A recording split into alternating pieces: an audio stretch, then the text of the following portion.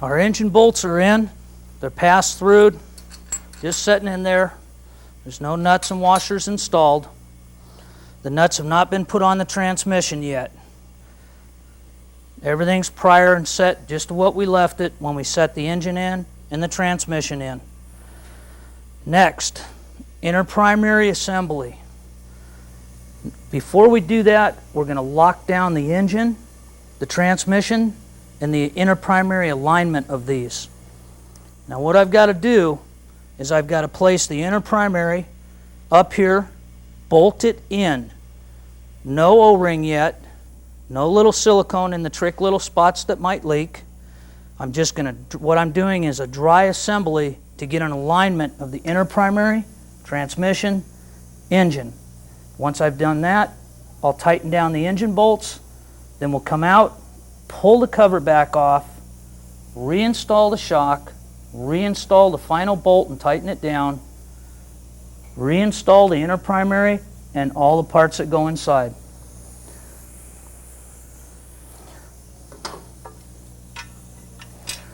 I'm not going to talk too much as we do this. I'd rather just try to move through it as fast as I can and efficiently showing you what's going on.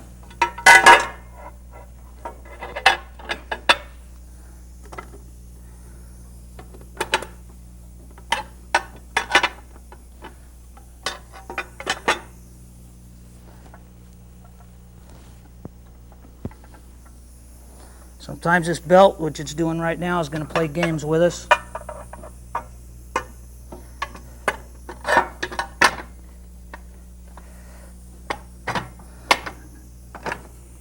We got some dowel pins to line up.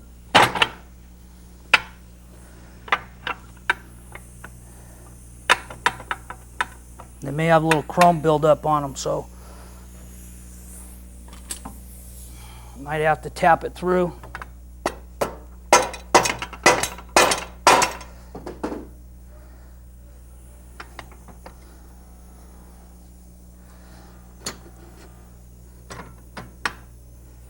Okay, I'm just going to drop out my locking tabs.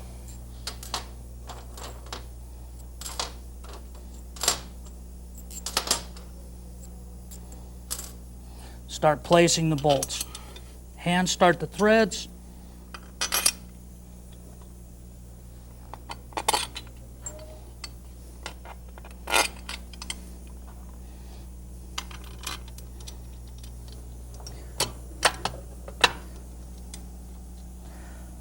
You may have to move some things around to get it lined up.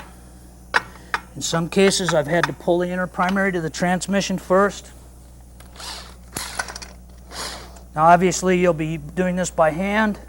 I'm using my electric tools and my air tools, but I'm not going to strip anything out, and I'm not going to tighten anything down permanently.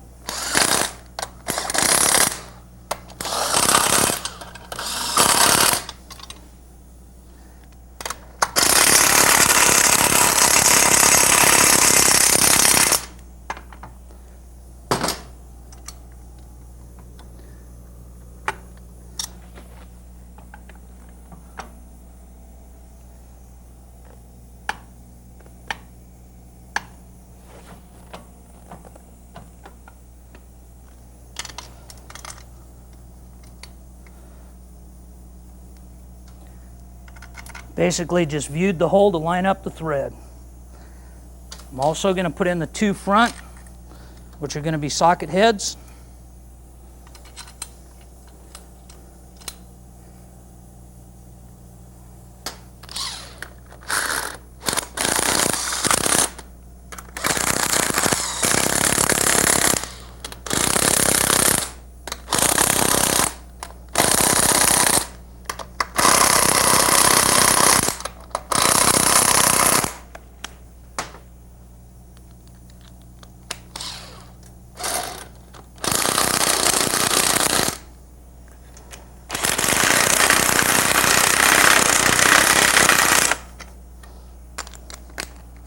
Not liking the way those are going in.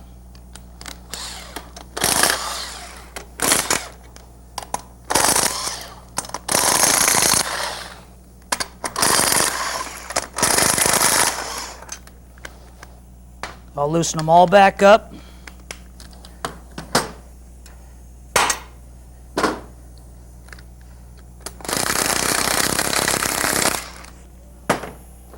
I'm only getting about 4, maybe 5 pounds of torque out of that electric ratchet.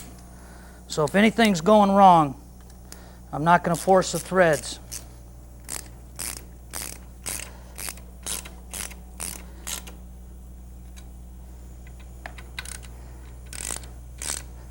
Don't hesitate to take it back apart.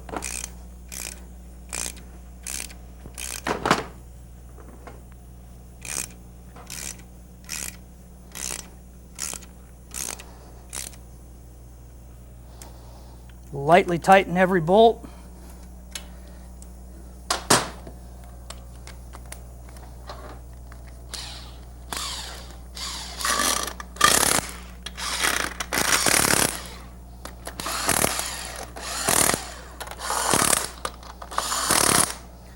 And don't put half the bolts in. Put every bolt in.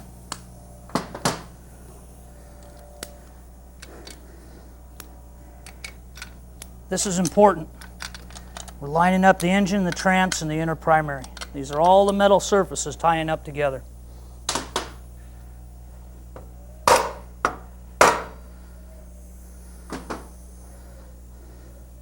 Now, our inner primary is tight. We're moving from the left side of the bike to the right side of the bike. We've snugged all the bolts up on the inner primary. We gave it a good tap to make sure everything was in place. And now basically what we're doing is we're dropping our engine mount bolts through, making sure they're all there with the washers. We've mounted our voltage regulator on what's called a rock guard plate, available from Pro One. This voltage regulator is mounted on the outside of it. I'll set it up here, and you can see that it sets in there real nice. And yes, it does take some rock hits, but this is a case protector, and for the most part, this is a better way to go. Normally, they'd be in a crossbar on the frame up here in plain view. This way we brought them down lower for a more custom look. So I'm going to run through, I'll hang a washer and a nut on both of those, and then move to the back motor mount bolt. Okay, we've started our rock guard in the front. We've got our nuts installed on the transmission and the 5th mounting nut. We've got never sees on these. These are self-locking, fine thread nuts with flanges on them. They're factory nuts. Now, what we're going to do is we're going to start pulling the engine down. Now, at this point, I screwed up. I told you I tightened this shock in the front earlier in the video, and I had to take it out in order to get underneath here properly to tighten up the 5th nut. So let me just zap with some air, and then we'll hit it with the wrench and move on.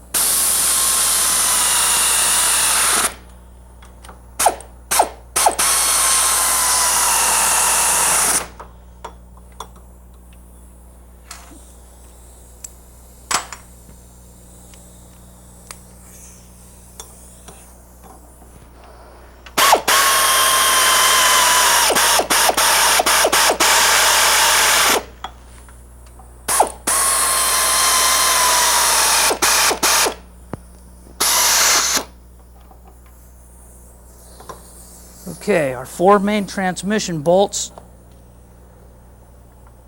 are going to be taken down by hand.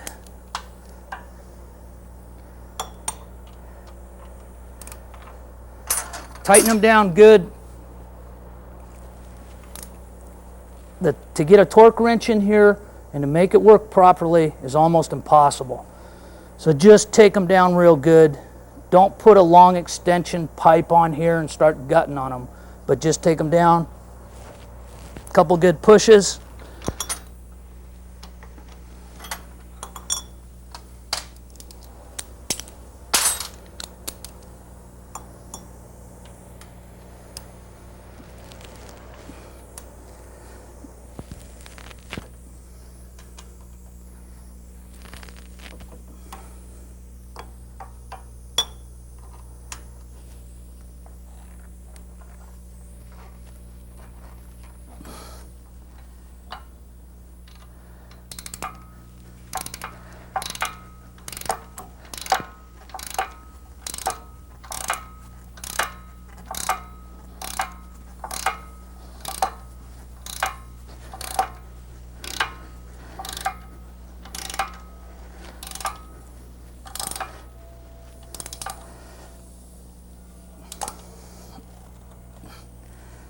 Okay, transmission's now locked down. And what we're going to do is we're going to move to the rear right side bolt, rear, and then the front right side bolt, then the left bolt, and then we'll move to the other side of the motorcycle, and we'll start from there. So when we come back on, these bolts are going to be taken down to factory specs plus 10. So anyway, I'm going to add 10 pounds to it because these are engine mount bolts, and I want them pulled down tight and proper. When we come back on, we'll be on the other side of the motorcycle.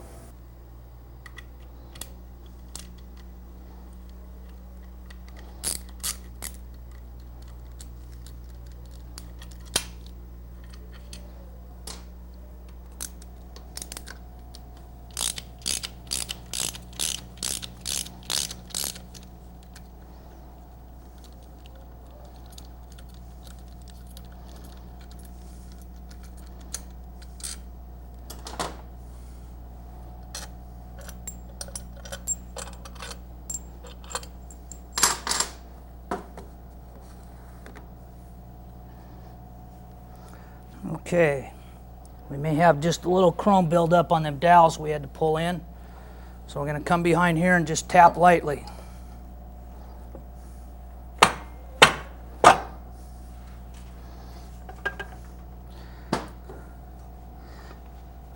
Okay, it's going to get stubborn.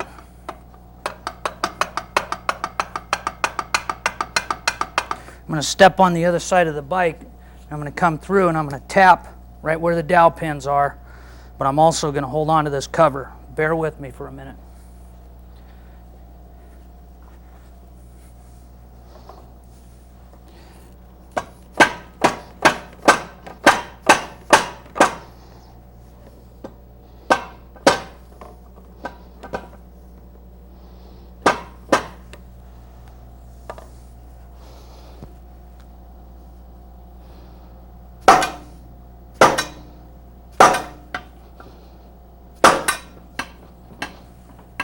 Okay, now it started backing off.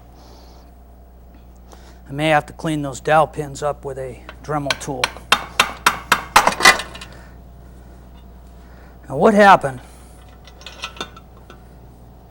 is here's a dowel pin hole. This is a chrome piece, and it built up chrome and copper inside the hole, which undersized it. Now I knew where that pin was because I've had that problem before. That's why I knew where to hit on it to bust it loose. I saw it move, and then I came over here and disinstalled it. Don't beat on it with a big hammer.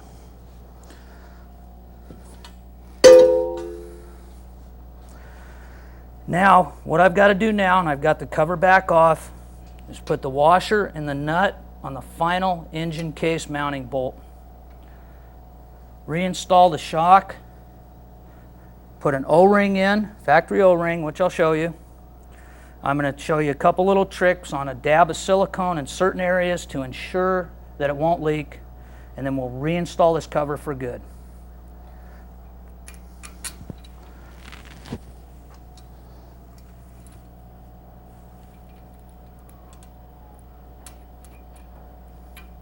Also, I'm going to torque this.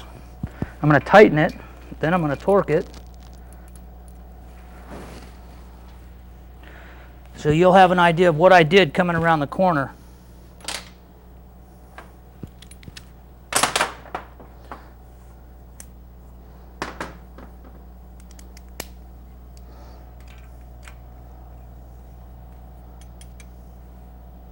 I'm trying to stay out of the way so you can see what's going on.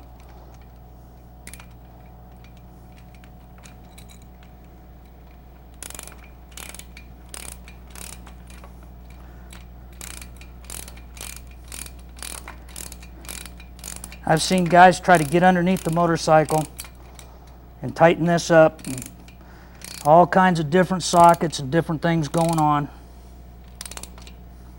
This is the best way to do it. Just remove the cover, tighten up the final bolt. Everything should be flat, non-rocking on.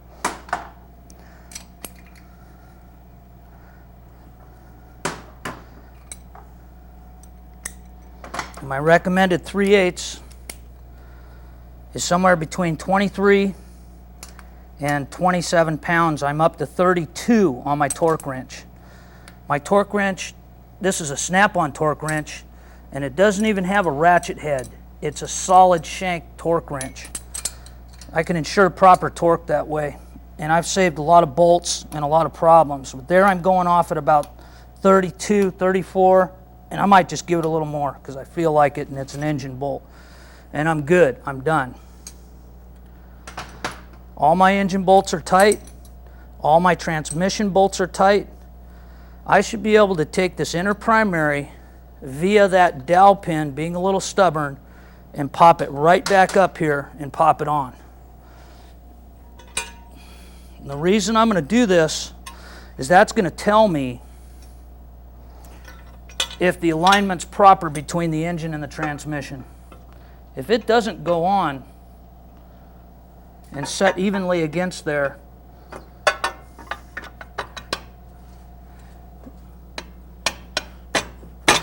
I'm going to open up that dowel pin. In this case, for the camera, I'm just going to tap it back on. But I will open up that dowel pin and take the copper out. Okay. I'm looking behind here, straight and flush. I'm at the engine. I push in, just lightly push in, and I'm flush in the rear, flush in the front. I'm ready to install this permanently. Now, I may have to tap it back off again because it's stubborn at the dowel pin.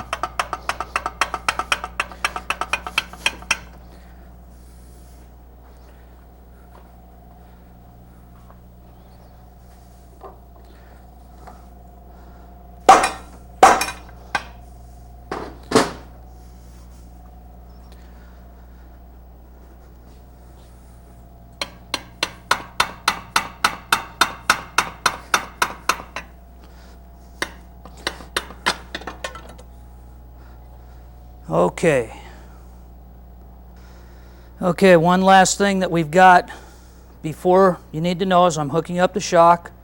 I tighten it with my short 3/4, put my bolt back in, red Loctite. Now I've tightened it by hand. I've tapped it a couple times. Now I just finished it off. Now I know it's tight. All 4 shock bolts were installed in that manner.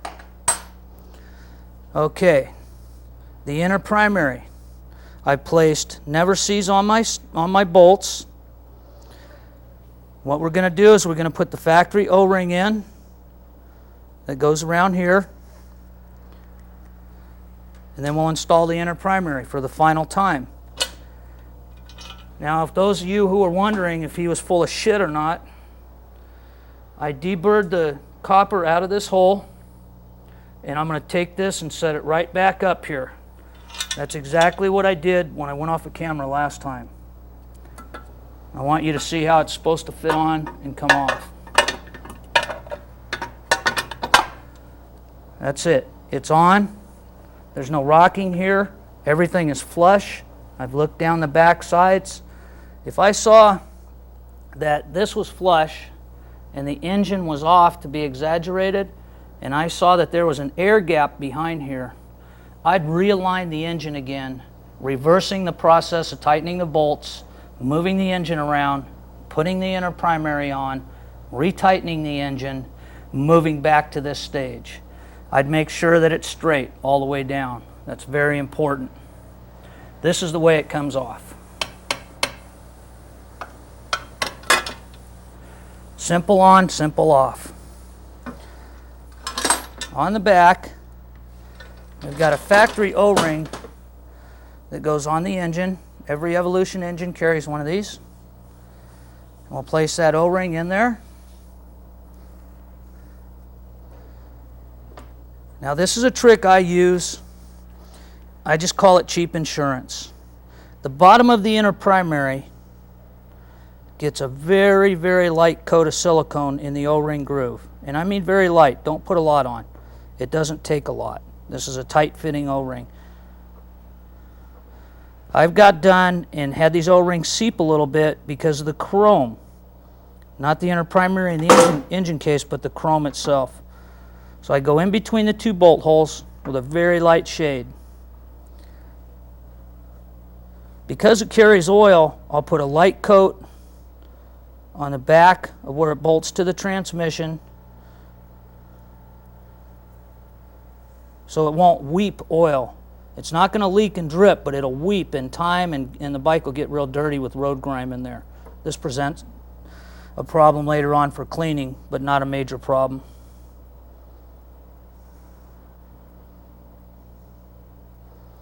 Chrome is a very uneven surface. It is not as flat as the machine surface when this part was made. So this just helps out just a little bit of insurance that I use. And don't use orange silicone. Use clear so you won't see it.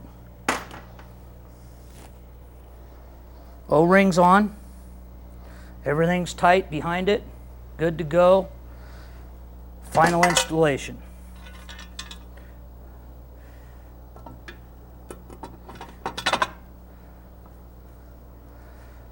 Reinstall the bolts with the locking tabs this time. You'll see that next to each bolt hole there's a small opening here and here in the case. In factory cases, it's just a notch. There'll be a small notch that tab will set in. This is not a factory case. So anyway, it has the holes. Just line the locking tab up. Start the threads by hand.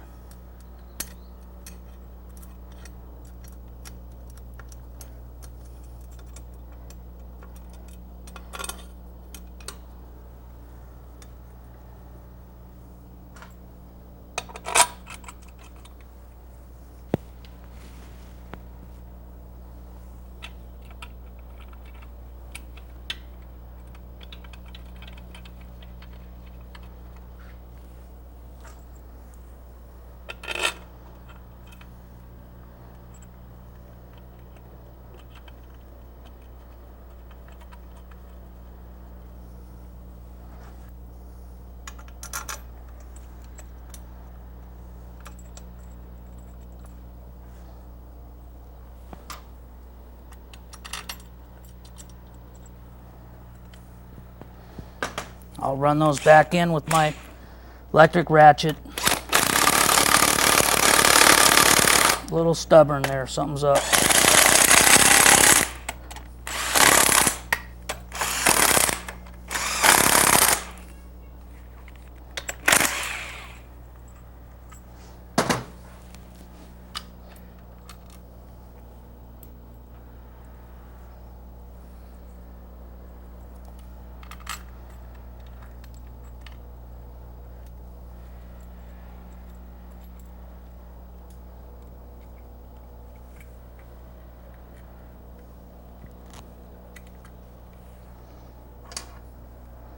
We may need to pull the fronts in before we go to the back ones on these. Those two are lined up straight. They may just go in stubborn. Aftermarket case. I probably should enlarge these holes with a drill one size. If I would have thought about it, I would have removed it and done it. But at this, I'm confident that these bolts are going to go in properly.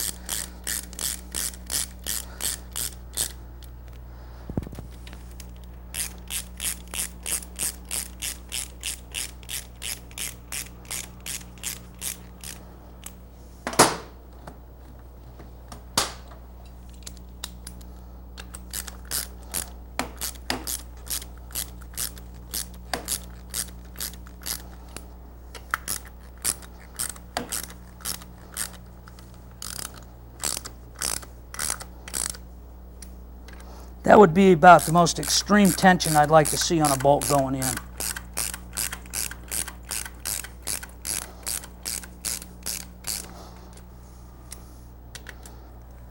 Okay.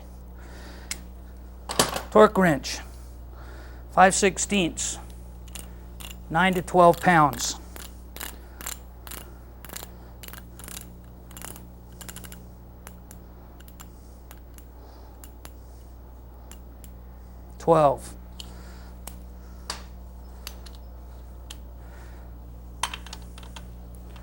Start at one end, front or back.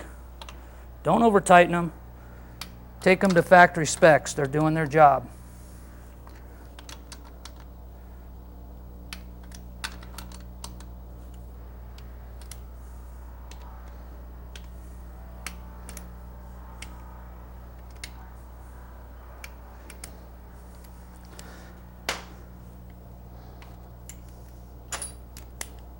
That'll work.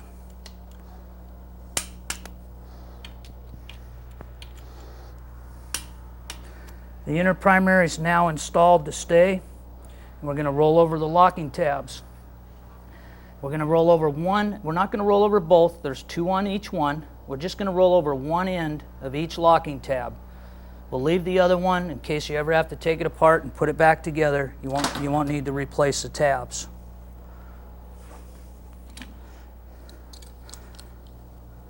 So a simple pair of channel locks. Good pinch and you're on your way. If you can't get them in there, take a screwdriver, watch where you pry, make sure it's a sturdy surface, and just bend them in.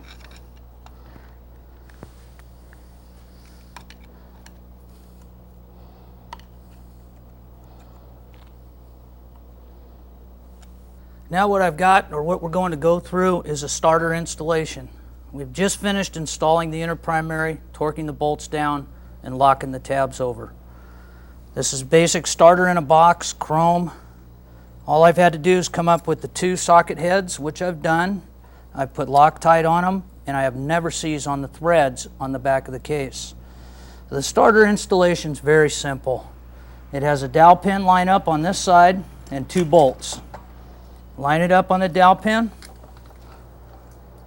start the bolts, tighten the starter.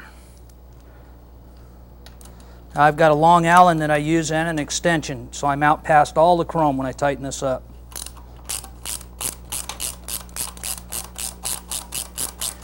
Now the reason that we're putting the starter in now is because we're going to go to the other side and we're going to install the jack shaft,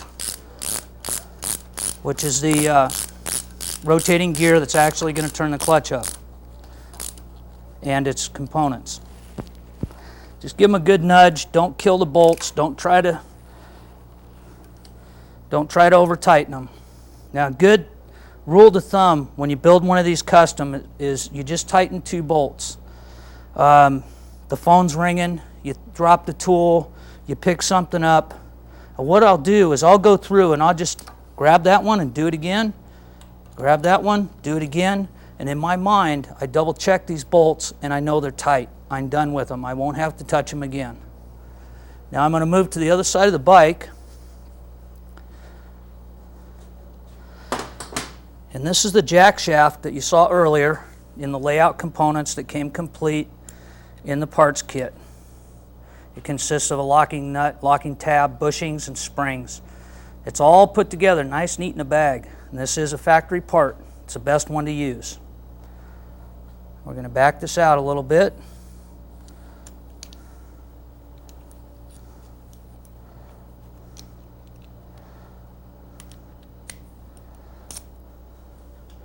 And we're going to slide it in.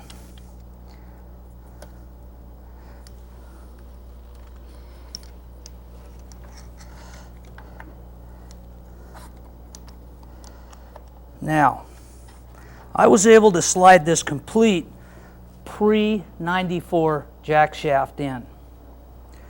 In 1994, the factory changed to more teeth and a smaller bushing radius here and added teeth to the clutch hub, which made the engine turn over faster to start the engine so it wouldn't lump.